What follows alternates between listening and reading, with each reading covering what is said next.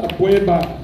Last but not the least, the youngest among the speakers, kaya pwede ka pa mabiktima kung hindi maalis yung vaping na yan, Mr. Roy Vincent M. Marca.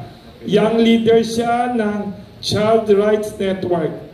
Your closing statement and appeal to our politicians, to the public, to all sectors. Bilang bahagi ng hani ng mga kabataan at child rights advocates, nananatili po kaming naninindigan na walang batang Pilipino ang dapat maipit sa kapahamakan na dulot ng nakakasamang produkto ng tobacco industry.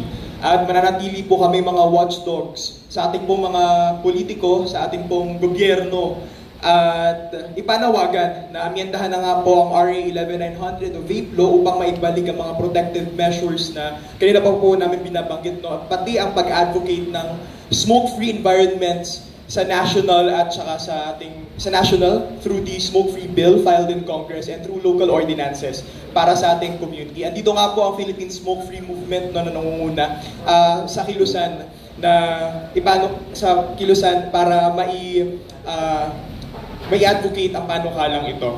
At gayon din, babantayan po natin ang mga pro-tobacco industry bill na nakahain sa Congress. Tulad na nga po yan yung CSR bill at itong pag-incentivize sa local manufacturing vape industries.